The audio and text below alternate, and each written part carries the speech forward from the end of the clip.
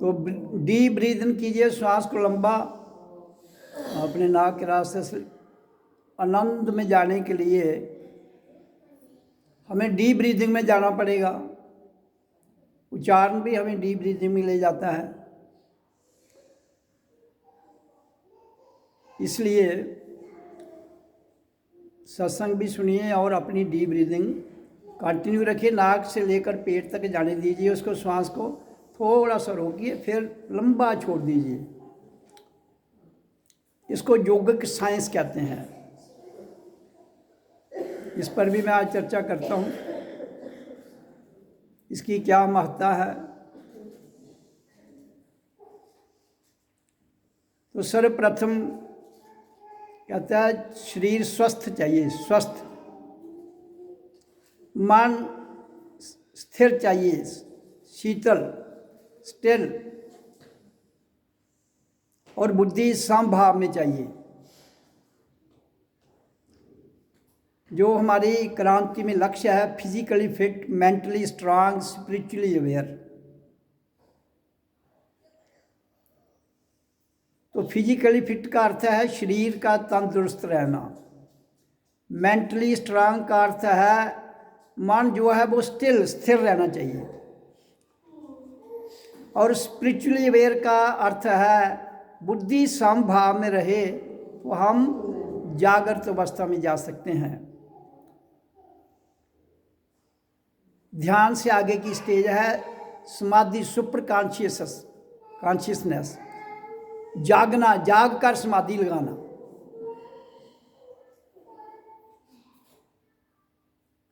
तो जब हम जाग जाते हैं तो उसके लिए सर्वप्रथम शरीर फिट चाहिए। खलु धर्मे माध्यम शरीरम। अगर शरीर में विकार हैं तो हम कुछ नहीं कर सकते। तो उसके लिए जो हम श्वास लेते हैं, श्वास, हर आदमी श्वास लेता है, हमारा जीवन श्वासों पर आधारित है, आप सबको पता है। श्वास आए जाए तो जीवन चल रहा है, श्वास आए और जाए तो वापस ना आए तो जीवन खत्म। तो इसलिए हमारे शरीर को किसकी जरूरत पड़ती है? एनर्जी, ऊर्जा, शक्ति,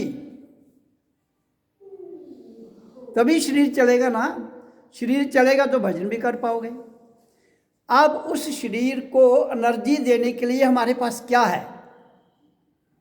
परमात्मा ने प्रकृति में हमें क्या दिया है? उस एनर्जी का नाम है श्वास क्रिया। Breathe in, stop in, breathe out. श्वास को लंबा लेना, रोकना, लंबा छोड़ देना। इस पर श्वास एक ऐसी प्रतिक्रिया है जो हमें जन्म के समय मिली है, और उसी समय हमारा शरीर का निर्माण माँ के गर्भ में हुआ, और पूरी बॉडी का स्ट्रक्चर बाहरी तौर पर, जिसमें आंखें, कान, नाक, हमारा हार्ट, फेफड़े, स्टमक, लिवर, किडनी और एक्सक्रीशन जहाँ से निकलती हैं वो सारे, टांगे, पाँव, सब कुछ बना है ना। तो आपके अंदर आपका जो हार्ट काम कर रहा है वो ऑटोमेटिक कर रहा है, आप उसको नहीं बदल सकते हो, उसकी क्रिया को चल रही है।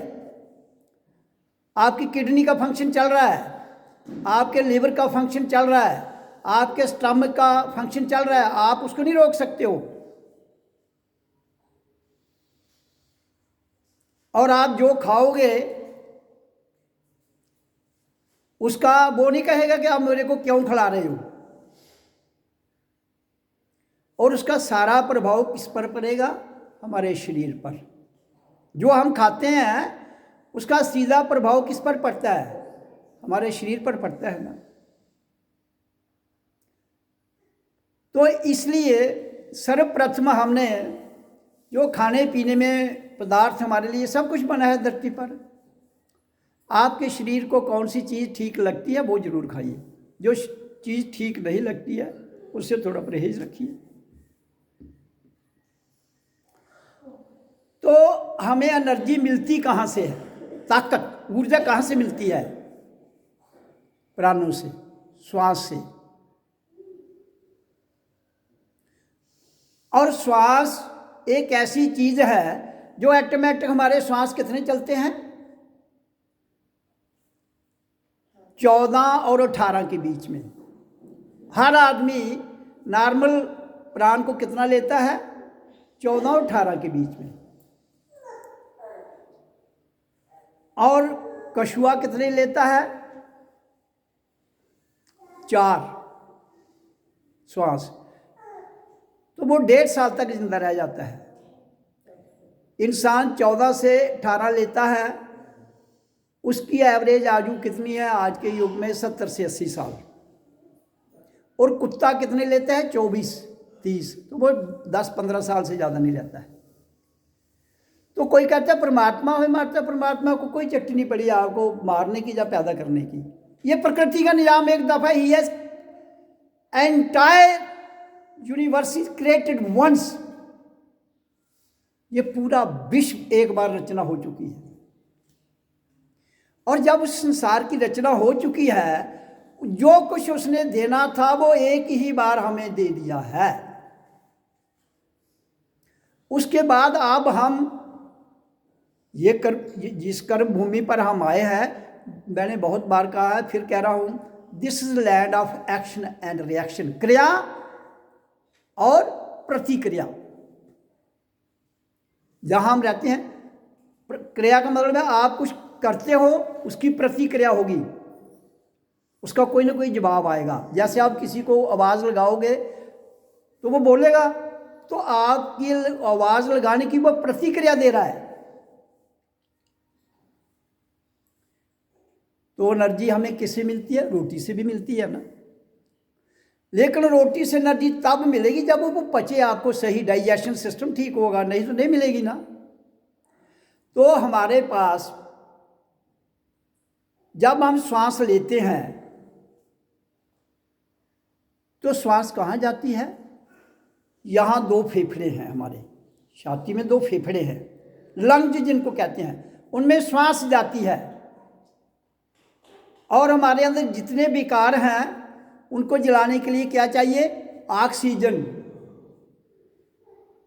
हमारे अंदर ऑक्सीजन और विकार उनको कहते हैं जो कार्बन डाइऑक्साइड, कार्बन मोनोऑक्साइड हमारे भीतर फेफड़ों में रहती है, गैसेस। तो जब हम श्वास लेते हैं, शालो श्वास आ रहा जा रहा है, वो यहां तक आता है, नीचे नहीं जाता है। कहाँ? फेफड़ा इस तरह लंबा है, इस तरह है। 30% तक सांस जाती है हमारी और 70% वो खाली रहता है। क्योंकि we are taking shallow breathing, छोटी सांस लेते हैं हम। तो जब तक फेफड़े के वो पूरी सांस नीचे तक नहीं जाएगी तो ऑक्सीजन आपके 30% हिस्से में ही जाएगी ना। जब 30% हिस्से में ऑक्सीजन जाएगी तो वो आपके जीवन को पूरी एनर्जी नहीं मिलेगी। तो इसलिए डीप ब्रीदिंग पूरी इधर नाभि तक जाने दीजिए, पेट आगे आएगा। इसका उदाहरण बच्चा, मैंने कहा ना आपको कि जब वो सोया होता है, सांस लेता है, उसका पेट फूलता है, फिर छोड़ता है, वापस जाता है। तो हमारे पास एक प्रतिक्रिया है कि हम श्वासों को कंट्रोल कर सकते हैं। एक तो कुदरती आ रहे हैं, वो आते रहेंगे, लेकिन उनको अगर हम 14 से 18 सांस लेते हैं तो जब डीप ब्रीदिंग करेंगे अभ्यास में, ये योगिक साइंस की बात कर रहा हूं, उसके बाद रूहानी साइंस है। योगिक क्रिया से ही हमने स्पिरिचुअल साइंस में जाना है। योगिक एक क्रिया है जिसको योगी लोग करते थे, आज भी करते हैं। तो योगिक क्रिया में जब आपका सांस पूरा फेफड़ों तक जाएगा, आपके फेफड़ों को ऑक्सीजन मिलेगी,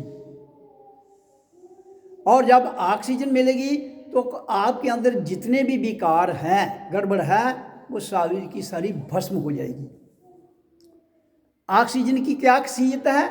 इट हेल्प्स इन बर्निंग। जिसने साइंस पढ़ी है ना उसको पता होना चाहिए कि ऑक्सीजन जो है ये हमारे अंदर जब जाती है तो ये हमारे जितने अंदर कार्बन डाइऑक्साइड जो विकार है उनको जला देती है, भस्म कर देती है। आपको याद है कि कोविड में जितने भी लोगों की मृत्यु हुई है मैक्सिमम फेफड़ों में उनकी ऑक्सीजन की शॉर्टेज। तो जिसके पास योगिक क्रिया होगी वो अपनी सांस को लंबा खींचेगा तो फेफड़े स्ट्रांग रहेंगे। और हम फेफड़ों के द्वारा ही जो हमारे भीतर एनर्जी जाती है 70% एनर्जी जो है 100% एनर्जी जो है वो फेफड़ों के द्वारा हम लेते हैं और फेफड़ों के द्वारा ही निकलती है। जब हम ब्रीथ आउट करते हैं, ब्रीथ इन करते हैं जब, तो एनर्जी भीतर जाती है थ्रू ऑक्सीजन। और जब श्वास को बाहर छोड़ते हैं तो कार्बन मोनोऑक्साइड, कार्बन डाइऑक्साइड वो हम ब्रीथ आउट में बाहर फेंकते हैं। तो जितने विकार हैं वो श्वास बाहर फेंकने से निकल जाते हैं और ब्रीथ इन श्वास लेने से हमारे भीतर उनको जलाया जाता है, फिर वो निकल जाते हैं, हम शुद्ध हो गए। उच्चारण का भी यही काम है, उच्चारण का भी यही काम है। लेकिन बेसिक जो है हमें अपने शरीर को फिट रखने के लिए कोई नुक्स नहीं होगा, होगा भी तो इससे इलाज हो जाएगा। किसी की किडनी फेल है, किसी को कैंसर है, किसी को कोई भी नुक्स है, अगर वो रोज जीवन में अपने श्वासों को घंटा 2, 3, 4 अभ्यास करता रहे, अगर कोई बीमार है वो भी ठीक हो जाएगा। अगर कोई नौजवान है तो उसको कोई बीमारी नहीं लगेगी। ये 3 साल से लेकर 100 साल के बीच में जिसकी भी आयु है वो कर सकता है। He can do it, she can do it. नर हो या नारी हो, परमात्मा ने किसी पर कोई पाबंदी नहीं लगाई है। इसलिए हम फिर क्या हो जाएगा, रोग मुक्त, दवा मुक्त। कोई टिक्की बिक्की खाने की जरूरत नहीं पड़ेगी, कोई बीमारी नहीं रहेगी।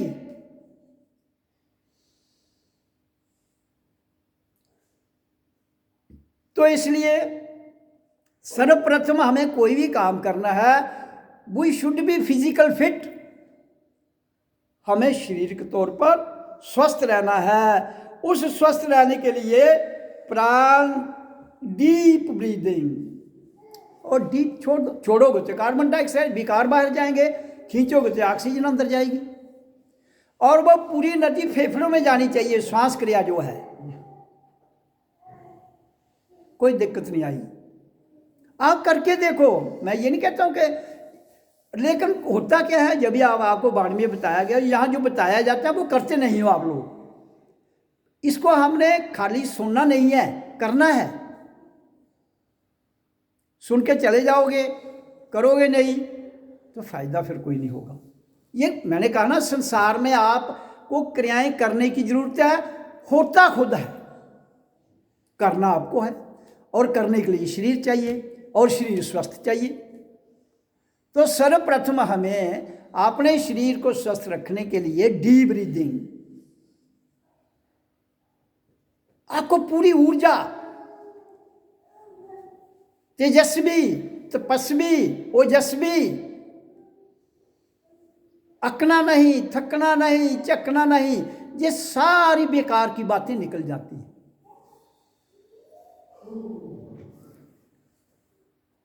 परमात्मा को या अपने आप को जानना इतना मुश्किल नहीं है जितना शरीर को फिट रखना जरूरी है। आप बुरे ही नहीं होंगे।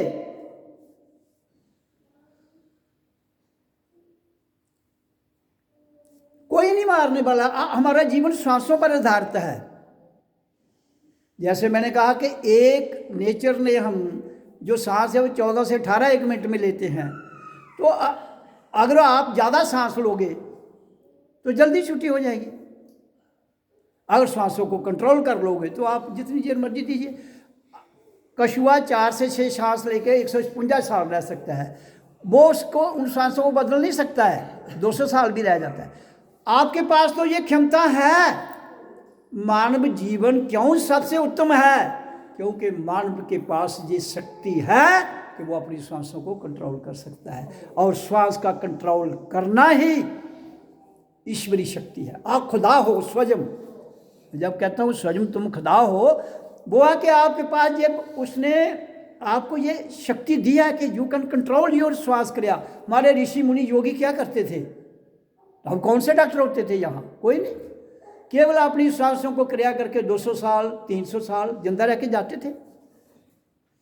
लेकिन युग बदलता गया, सुविधाएं आती गई, मेहनत छूट गई।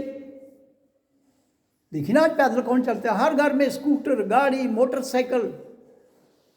तो पहले तो पैदल चलना पड़ता था। तो इसलिए श्वास ही, ओम का उच्चारण क्या है? आप भी करके देख लीजिए। ओ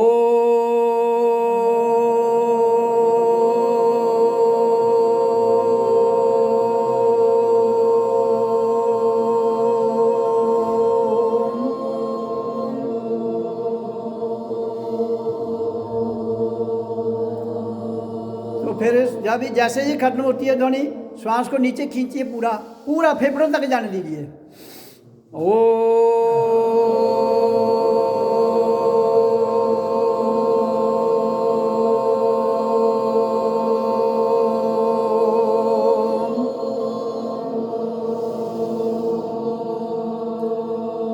तो इसमें क्या होता है?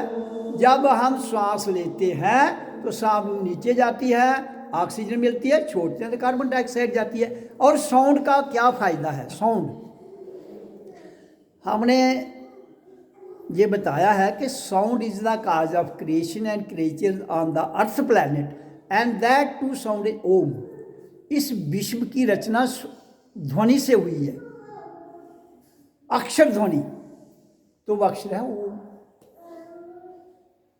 इसलिए जिसकी द्वारा रचना हुई है उसको करेंगे तो वो लाइफ देगा हमें।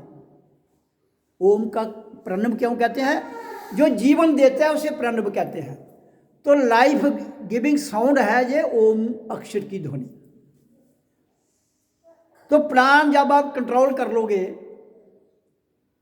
तो आप एक सांस तक अपने सांसों को कंट्रोल कर सकते हो, 1 मिनट में 1 सांस। इंसान के पास क्षमता है, लेकिन अभ्यास। मैं कहता हूं दिन को समय नहीं मिलता है, रात को करो। इसमें करना क्या है?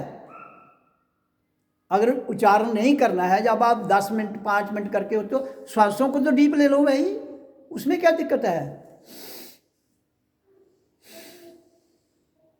छोड़ना है, लेना है। फेफड़ों के नीचे तक जाएगा तो एनर्जी पूरी मिलेगी। अगर आधे फेफड़ों तक जाएगा तो नहीं मिलेगी ना। गिलास कहो आधा खाली है या कहें आधा भरा हुआ है, आधा खाली आधा भरा हुआ, बात तो एक ही है। तो इसलिए जब तक हम अपनी प्राण ऊर्जा को डीप ब्रीदिंग के साथ पूरे फेफड़ों में नहीं भरेंगे, तब तक हमें जो ऊर्जा मिलती है वो पूर्ण ऊर्जा नहीं मिलेगी। सिंपल सा रास्ता है ये। भगवान परमात्मा ने कहा कि मैंने तुम्हें अपना स्वरूप स्वयं बीच में बैठा हूँ और तुम्हें सब कुछ दिया है। तुम्हारी बुद्धि दी, दिमाग दिया, मन दिया, शरीर दिया, इंद्रियां दी। यू हैव को आपको उनको नियंत्रण करना है, कंट्रोल करना है, बाकी कुछ नहीं है। तो वो आपको करना है। उसने कोई नहीं कहा तुम इधर माथा टेको, इधर टेको, वो करो। वो तुम्हारी अपने मन की कल्पना है। मन डरता है, मन भ्रमित है, मन सुख दुख में फंसा है, तो ये चीजें तो रहेंगी। जब ये बात आती है कि ये संसार दुखों का, व्याधियों का अड्डा है, अब उन व्याधियों क्या है? जब हम अपने सराउंडिंग गंदगी फैला देते हैं,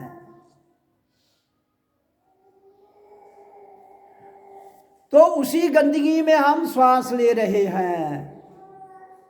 तो जो गंदगी में श्वास अंदर जाएगा तो कार्बन अंदर जाएगी, ऑक्सीजन कहाँ से मिलेगी आपको? मैंने आपको कहा है कि जितने भी पौधे हैं, हवा ऑक्सीजन, पौधे दिन को ऑक्सीजन देते हैं, रात को ऑक्सीजन खाते हैं जी। लेकिन पीपल का दरख्त एक है जो 24 घंटे ऑक्सीजन देता है, इसलिए उसकी पूजा करते हैं लोग। पूजा उसी मत्थे नहीं टेकने दी है, जरूरत है। पूजा का अर्थ है कि पीपल का वृक्ष लगाना चाहिए ताकि वातावरण शुद्ध रहे और हमें ऑक्सीजन मिले। जो क्योंकि हम तो जिंदा ऊर्जा की वजह से हैं ना, एनर्जी की वजह से। ये मैं बात कर रहा हूँ प्रकृति की एनर्जी की। लेकिन जब परमात्मा की बात आएगी तो उसका थोड़ा सा चैप्टर मैं अलग सुनाता हूँ आपको। ये मैंने बेसिक कहा कि how we can fit our body, हम अपने शरीर को कैसे स्वस्थ रख सकते हैं। तो वो डीप ब्रीदिंग, बाकी आप जो काम कर रहे हैं जो वो कीजिए। तो डीप ब्रीदिंग इज मस्ट, ये फर्स्ट स्टेप है जिसमें फिजिकली फिट रहना है। दूसरा मेंटली स्ट्रांग। मेंटली स्ट्रांग में क्या है? माइंड का स्टिल होना और शरीर का स्टील लाइक। हमारा शरीर जैसे लोहे की तरह स्ट्रांग होगा और मन स्टिल होगा, स्थिर। स्टिल मैंने स्थिर। आपको कोई दुनिया की ताकत नहीं जो हरा सके, कोई नहीं। इसमें ज़्यादा हमें चक्रों में पड़ने की जरूरत ही नहीं है। ब्रह्मा, विष्णु, शिव, ये जितने भी नाम दिए गए हैं, ये सारी शक्तियां मैंने कहा आपके भीतर हैं। हम ही ब्रह्मा हैं, हम ही विष्णु, हम ही कृष्ण, हम ही राम, हम ही हजरत मोहम्मद, हम ही क्राइस्ट, हम ही कबीर, हम ही रविदास। अंदर जाइए। लेकिन सर्वप्रथम अपने अंदर ऐसी ऊर्जा को जिंदा रखिए जो ना बूढ़ी होती है। शरीर बूढ़ा होता है, ऊर्जा कभी बूढ़ी नहीं होती है। तो जब आपके अंदर एक ऐसी ऊर्जा है जो हमें एक शक्ति, जो संसार से पूरी अपनी बात कहने का हक देती है, वो मिलती है, तो हमें डर का काहे का है? क्यों डरना है किसी से? वहम से निकल जाओ। अगर आपका शरीर स्वस्थ है तो मन भी स्ट्रांग होगा। अगर शरीर कमजोर है मन फौरन कमजोर पड़ जाएगा, और अगर मन कमजोर पड़ गया तो शरीर पलवान होता है, ये भी कमजोर पड़ जाता है। इसलिए मन को कमजोर नहीं पड़ने देना है। मन को कमजोर नहीं पड़ने देने के लिए ही हमने ब्रीद इन ब्रीद आउट, बस में चलते करो, खाना पकाते कर सकते हो। इसमें तो कुछ करना नहीं है एक्स्ट्रा। आपने श्वास को लेना है, पेट तक श्वास को छोड़ देना है। आपके फेफड़े स्ट्रांग रहेंगे, आपकी ऊर्जा स्ट्रांग रहेगी। तो एक तो बात तय हो गई कि आप फिट हो रहेंगे, तो फिर आगे का सफ़र जिसको रूहानी यात्रा कहते हैं वो शुरू हो जाती है।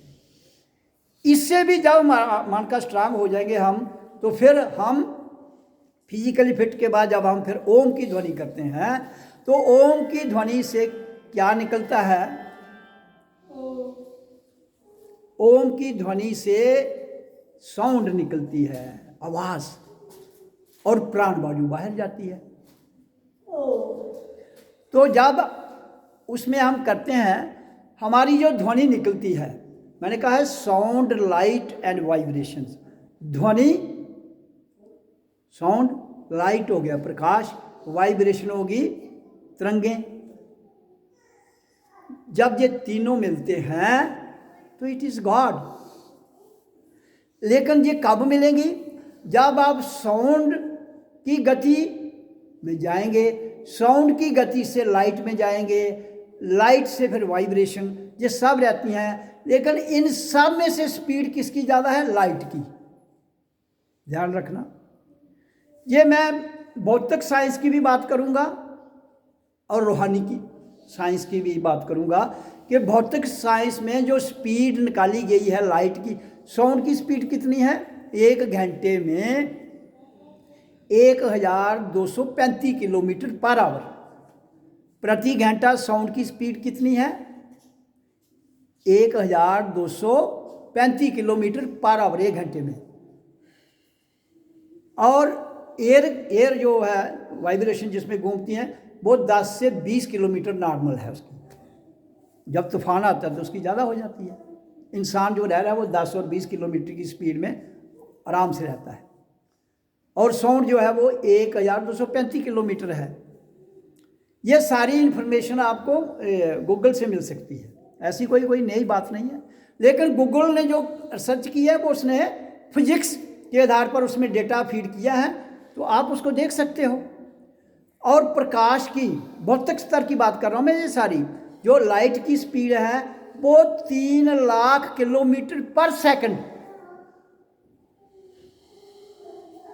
3 लाख किलोमीटर पर सेकंड लाइट। साउंड 1235 किलोमीटर 1 घंटा, और 1 सेकंड में 343 मीटर। तो दुनिया में सबसे स्पीड किसकी है ज़्यादा? लाइट की। वो कैसे इन्होंने बताया है? सूरज जहाँ से 15 करोड़ किलोमीटर दूर है धरती से, 8 मिनट में जहाँ पहुँचती है लाइट उसकी। ये साइंटिफिकली प्रूव है, जो भौतिक स्तर पर साइंस है हमारी। तो 8 मिनट जब सूरज की रोशनी जहाँ पहुँचने में लगते हैं तो वो उसको कैलकुलेट कर लीजिए आप, 1 सेकंड में 3 लाख किलोमीटर स्पीड बनती है लाइट की जो सूर्य से आ रही है। तो जब हम ओम का उच्चारण करते हैं, साउंड, ये कैसे वहाँ, अच्छा, तो जब उस साउंड को सूर्य लोक तक पहुँचना है, हमारा शरीर 3, ये स्पिरिचुअल लाइन में आ जाइए आप, हमारा शरीर 3 भाग में बटा है, पिंड, अंड और ब्रह्मांड। तो जब मूलाधार से लेकर मूलाधार, स्वादिष्ठान, मणिपुर, अनाहत, विशुद्ध, आज्ञा चक्र, ये भ्रिकुटी, जहाँ शिव नेत्र है, ये गेट है स्पिरिचुअलिटी का और रूहानी यात्रा का। This is a gate. और ये इस धरती पर एंटर करने के लिए पिंड में जब हम नीचे आते हैं तो इस गेट से आते हैं, जब हम प्रकृति में एंटर करते हैं, यहाँ हमारी प्रकृति की यूरिडिक्शन खत्म हो जाती है, गुरु का द्वार खुल जाता है जिसको हम कहते हैं। तो अगर हम उच्चारण करें तो जो स्पीड है साउंड की, मैंने कितनी बताई? 1235 किलोमीटर 1 घंटे में। तो सूरज लोक तक उस साउंड को पहुंचने में लिए कंटिन्यूटी कितने साल लगते हैं? 14। अगर 24 घंटे हम उस ध्वनि को करते रहें, किसको? ओम की ध्वनि को, बाकी जो आवाजें हैं वो तो पहुंचेंगी नहीं वहां, वो यहाँ ही घूमेगी। तो इसको 14 साल लगते हैं 24 घंटे उच्चारण करने में, तब जाकर आपकी ऊर्जा जहां पहुंचेगी और फिर यहाँ का गेट खुल जाएगा। तो फिर जहां प्रकाश आएगा ना, आपका इसके नीचे तो प्रकाश है ही नहीं, भ्रिकुटी के नीचे कोई रोशनी नहीं है, तो आप यहाँ ही घूमते रहेंगे, लगे रहो जन्मों जन्म करते रहो, मंदिर मत्थे टेको, मस्जिदें जाओ, गुरुद्वारे जाओ, कुछ नहीं होने वाला है। हाँ, लेकिन वो बेसिक जरूर है। तो इसलिए जब तक हमारी ये ध्वनि यहाँ नहीं आएगी तो ये गेट खुलेगा ही नहीं। मैंने बहुत बार बताया है कि एंट्री जो इस विश्व में है, प्रकृति में, वो सूरज ऊपर से जब हमारी जीवात्मा आती है, जब दुनिया की रचना हुई, तो इस सोलर सिस्टम में उसका पहला गेट है सूरज लोक, इस धरती पर आने के लिए। जहाँ ये शरीर हैं, उसके ऊपर शरीर तो है ही नहीं, फिजिकल बॉडी की बात कर रहा हूँ मैं, स्थूल शरीर वो केवल धरती पर है। तो इसलिए हम जहाँ उस वापस जाने के लिए उस जगह जहाँ से एंट्री गेट है इस जीवात्मा का, इस धरती पर जब ये दुनिया बनी, तो यहाँ आने के बाद क्या हुआ कि हम आगे पुराने ज़माने में ऋषि मुनि जो तपस्या करते थे तो वो जाते थे, हम भी जा सकते हैं, हम गए हैं, जा क्या सकते हैं। मैं जो बातें कर रहा हूँ ये अपने अनुभूति के आधार पर कर रहा हूँ, जो प्रैक्टिकली मैंने जाना है। तो इस एंट्री में हमें 14 साल 24 घंटे ओम की ध्वनि चलती रहे हमारे भीतर से, तब जाकर सूरज लोक में पहुंचते हैं। दुनिया का आज तक कोई भी, जितने भी यहाँ इन्होंने उपकरण बनाए, कोई नहीं पहुंचा सूरज पर। अभी इन्होंने एंट्री की है, लेकिन वो करोड़ों किलोमीटर नीचे से ही वो देख रहे हैं वहाँ क्या है। वहाँ इतनी तेज़ गर्मी है कि जो जाएगा वो जल जाएगा, लेकिन हम वहाँ जा सकते हैं, क्योंकि आत्मा को तो गर्मी सर्दी का कोई अनुभूति नहीं होती है, और जीव सूक्ष्म उसके साथ जाता है, उसको भी कुछ नहीं होगा। आत्मा के साथ जुड़ के जाएगा, कुछ नहीं होगा। हाँ, दिक्कत आती है जलने की, मरने की, ये फिजिकल बॉडी को, इसलिए ये वहाँ जा नहीं सकती है। तो जब हम ओम का उच्चारण करते हैं, ओम,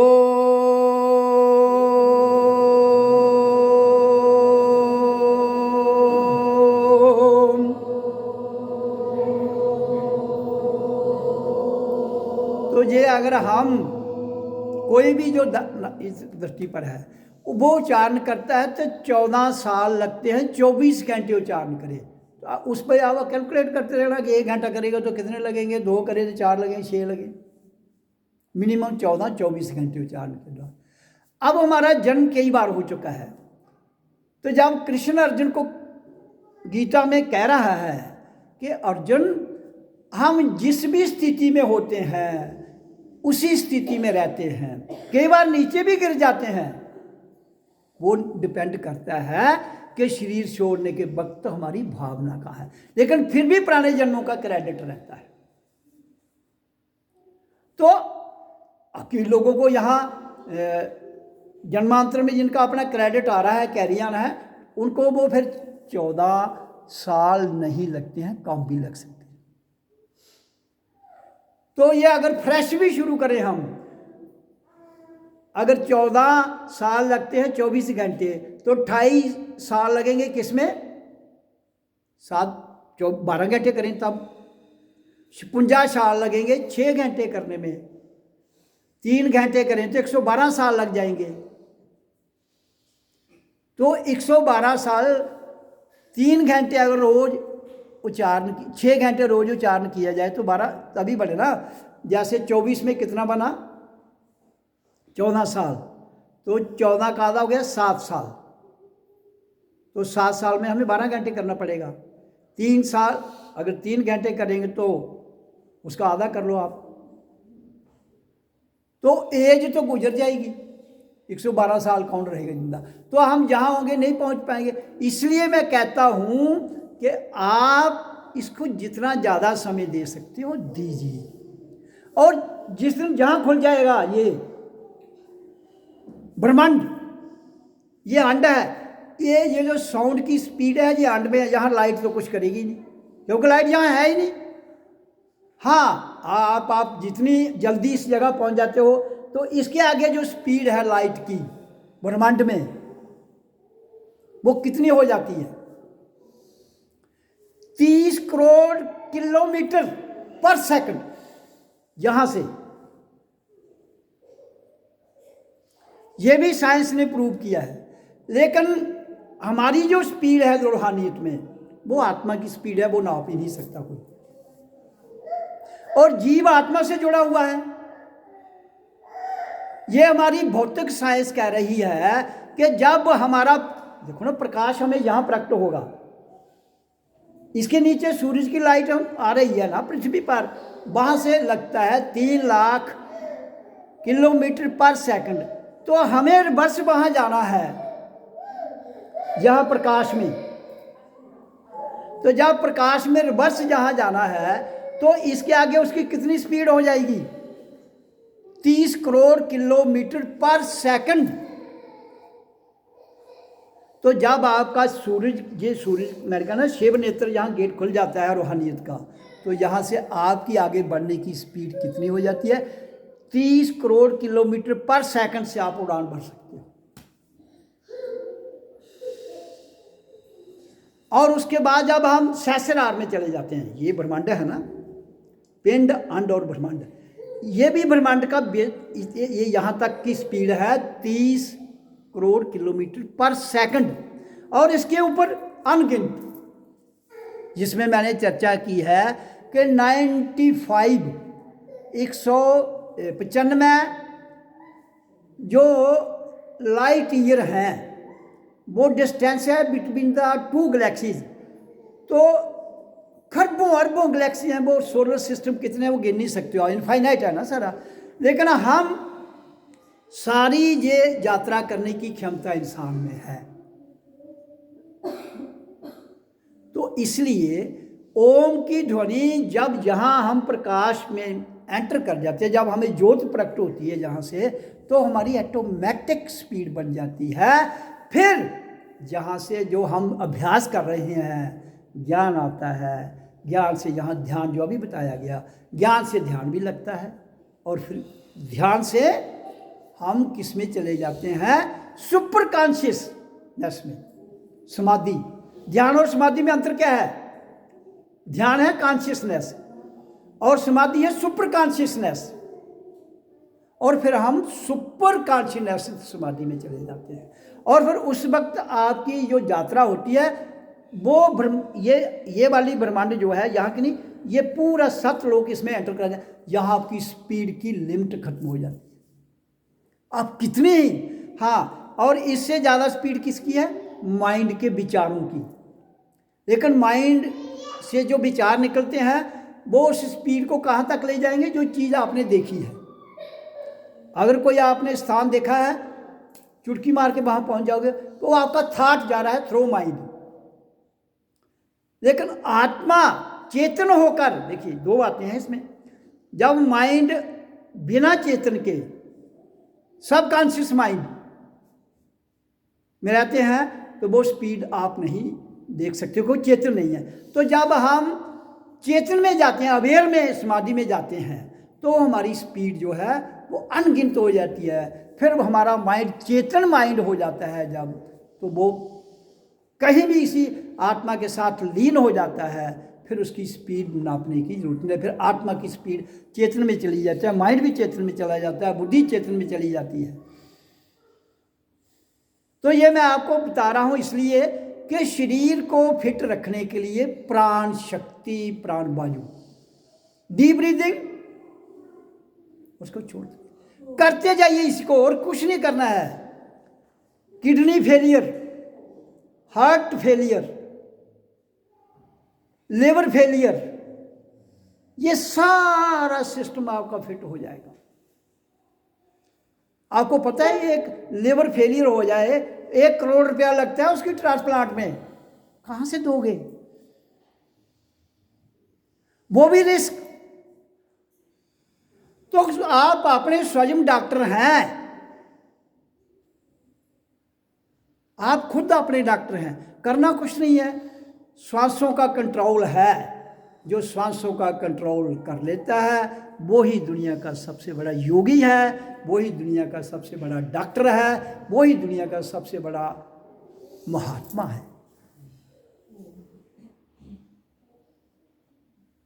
तो इसलिए जीवन मिला है हमें, इस जीवन को जीने की कला सीखिए। जीवन जीने की कला उस दिन आती है जिस दिन हम चेतना में जाते हैं, जागृत अवस्था में। तो चर्चा इसलिए जरूरी है क्योंकि चर्चा में या सत्संग वाणी में जो बताया जाता है वो चर्चा में आप अमल करें, क्रियात्मक जीवन उसमें ढालें। देखो माया तो यहाँ बहुत है, इकट्ठी कर लो, कितनी कर सकते हो, तुम्हारी हिम्मत है। लेकिन यहाँ आना है अपने आप को जानने के लिए। आज बताया गया ना कि यहाँ पाना क्या है, यहाँ ये संसार के पदार्थ हमने इनमें आसक्त नहीं होना है, अनासक्त होना है, डिटैच। पाना है तो संसार है, प्रैक्टिकली जीवन उतारना है तो होना है। तो वो आप डीप ब्रीदिंग और ओम का उच्चारण, डीप ब्रीदिंग शरीर को फिट रखती है, ओम के उच्चारण में मरकर जिंदा होना पड़ता है। इसलिए, और इसने तो स्वयं सब कुछ करना, ये रूहानी यात्रा है, लेकिन पहले शरीर तो स्वस्थ हो। तो ये इसका क्या है, आप बैठे हैं लंबी सांस लीजिए, छोड़ दीजिए, कुछ करना नहीं है। और बीच में ओम कर लीजिए। चलते फिरते, इसके लिए कोई ये नहीं है आपने खाना खाया या खाली पेट है, कुछ नहीं, जब मर्जी करो आप डीप ब्रीदिंग को, और उच्चारण जो है वो बैठ के करो। तो जब ब्रीद, इसमें क्या आएगा ब्रीदिंग में, माइंड स्टिल और बॉडी स्टिल। स्टिल का अर्थ क्या हुआ, स्थिर, शांत, क्रोध मुक्त। गुस्सा तो मन को ही आता है सबसे ज़्यादा, क्योंकि विचार, हमें कोई गाली दे तो हम उनकी पढ़ने, कोई प्लस माइनस कहेगा, जब कोई वो, इसको फर्क ही नहीं पड़ता है। हमारे भीतर पूरी मेडिसिन है हर प्रकार की, लेकिन हम जहाँ मेहनत ज़्यादा करनी चाहिए उधर करते नहीं हैं। पदार्थों के लिए मेहनत करते हैं। पदार्थ तो पदार्थ है भाई, मैं नहीं कहता हूँ पदार्थ नहीं होने चाहिए, सब कुछ होना चाहिए, लेकिन पदार्थ की एक सीमा है, वो आपको से आगे नहीं ले जा सकता। लेकिन परमात्मा की और रूहानियत की कोई सीमा नहीं है। इसलिए हमारा जीवन जो है ये श्वासों पर आधारित है। श्वास का आना और जाना जब आप कंट्रोल कर लोगे तो जितनी देर मर्जी जियो, कोई नहीं मारने वाला आपको, ना किसी को चिट्ठी पड़ी है। हाँ, जहाँ धरती पर पंगे करेंगे, एक दूसरे के खिलाफ लड़ाइयाँ युद्ध होते हैं, इंसान को मार रहा है, परमात्मा को न मार रहा था। आदमी को दूए मार रहा, भरा ही मार रहा है। झगड़ा क्या था, रोकड़ा, माया और काया, दो ही बातों का झगड़ा है ना, काया और माया, तीसरा तो झगड़ा ही कोई नहीं है यहाँ। कोई कहता है मेरी माया खा गया, कोई कहता है यार मेरे को ये गाली देता है। गाली ना काया को लगती है, माया जरूरत है, वो सबको मिलनी चाहिए। माया का किसी पर भी परमानेंट अधिकार नहीं है और काया पर भी किसी का परमानेंट अधिकार नहीं है। हाँ, ये हमें साधन मिले हैं, साधन के बिना हम साधे नहीं कर सकते, साधे में नहीं जा सकते। साधन है तो मंजिल भी है, लेकिन मंजिल तक पहुंचने के लिए साधन की आवश्यकता पड़ती है। काया साधन है, माया जरूरत है। तो बड़ी सरल वाणी में मैंने बता दिया आपको कि हमारी क्या रिक्वायरमेंट है, क्या करना है। तो ये एक ऐसा जो प्राणों का ताकत है, आपके पास, किसी के पास थोड़ी है। आपके प्राण आपके पास हैं, आपकी प्राण वायु, आपकी श्वास, आप तो बोल भाई लंबा ले लो। ऐसे हम 14 से 18 लेते हैं, लंबा लोगे तो हो सकता है 10 ही लो। आप अभ्यास करते जाओ तो 5 पर भी आ जाओगे। एक तो आपको शरीर को ऑक्सीजन मिलेगी, फिट रहोगे, दूसरा बीमारी नहीं लगेगी, तीसरा आप जीवन आनंद में गुजरेगा। मैंने कहा ना कि जब हम ऐसे बैठ के बड़े प्यार से श्वास को खींचो नाक से, ऐसे ठंडी ऐसे जाता है आनंद। ये महसूस करने वाली बात है। ये मैंने ये नहीं कह सकता ये लो आनंद भाई, ये हर एक को इंडिविजुअली महसूस करना है।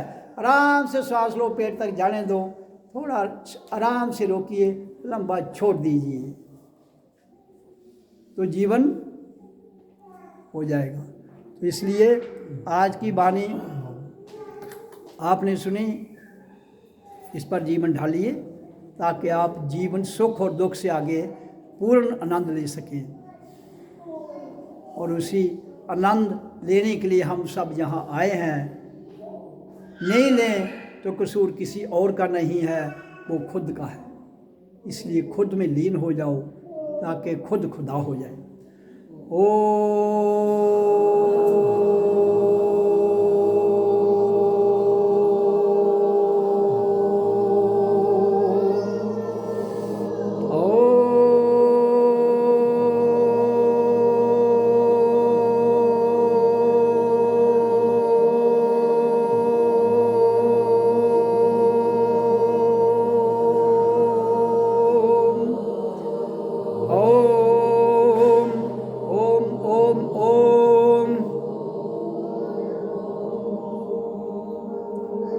भारत एक खोज है। इंडिया को भारत क्यों कहते हैं? भारत एक खोज का नाम है और शरीर भारत है, इसलिए इस भारत के भीतर ही सब कुछ है। खोज हम सब ने करनी है। ओम सतगुरु नमः।